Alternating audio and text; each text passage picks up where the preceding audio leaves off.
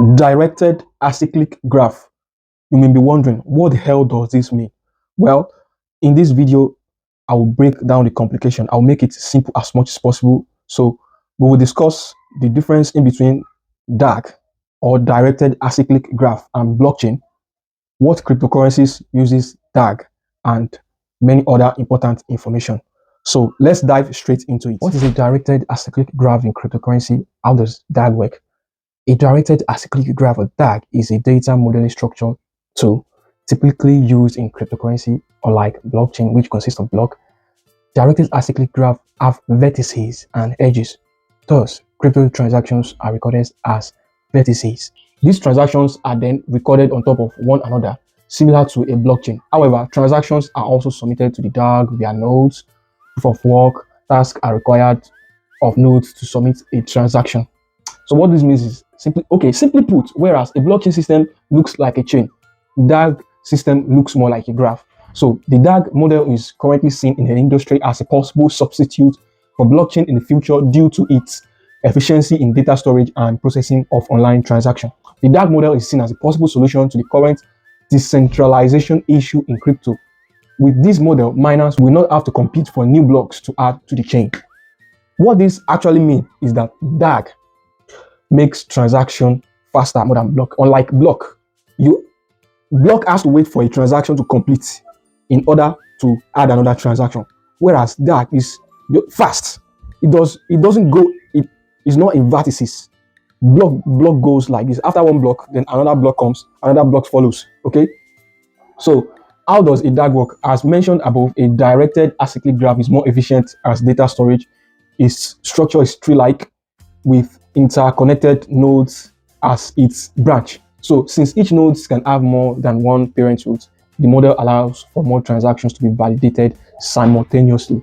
This is because users do not have to wait for transactions to complete before processing a new one. This is very important. So in a directed acyclic graph, each transaction has to reference previous transaction before getting accepted into the network. This is no different from how blocks on a blockchain also reference previous block.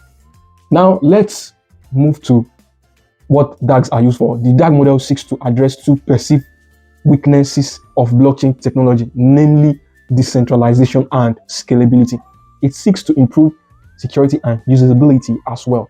Also, on the Bitcoin blockchain or Ethereum platform, miners can only create one block at a time. Hence, new transactions can be validated when the previous one is completed.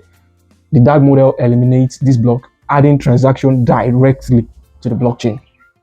So with the elimination of blocks, the DAG model won't require mining. This means less power is required to support the network. DAG also have several advantages such as high transaction speed, unencumbered by block creation, no miners mean no transaction fee as well, less energy consumption and environmental benefits compared to mining. What crypto uses DAG? Some examples are Obyte, IOTA, and Nano, to name a few. So these are the cryptocurrencies that uses DAG. What is the role of DAG in blockchain? DAG can be seen as a viable alternative to blockchain, although it requires further fine-tuning. The DAG model seeks to improve common issues with blockchain technology such as cost, speed, and scalability. Technically, both technologies record transactions on a digital ledger and work towards the same goal. The differentiating factor between the two of them is mainly the structure each model uses to store data. So that's the only difference, the structure. Blockchain and DAGs both record transactions on a distributed ledger, albeit through different means. Below is a quick comparison on the two in terms of benefit and drawbacks. Pros of DAG suited for microtransaction with high volumes of transaction, eliminates the need for mining equipment. Fees may be reduced significantly, low energy consumption. Cons of DAG, vulnerable to attacks due to low volume of transaction, still in its infancy, has not yet sustained high level of decentralization.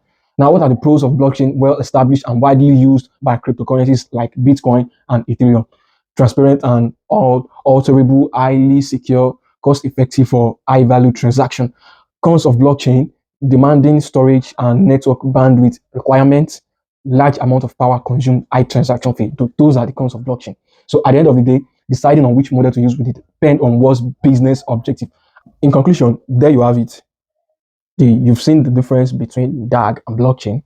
DAG is directed acyclic graph and it makes transactions faster, unlike blockchain, which has to wait for a block to complete before it processes another block. If you are new to the channel, do me a favor, kindly subscribe so that you can get future updates and learn more about cryptocurrency in general. Thanks for watching, and I'll catch you in the next one.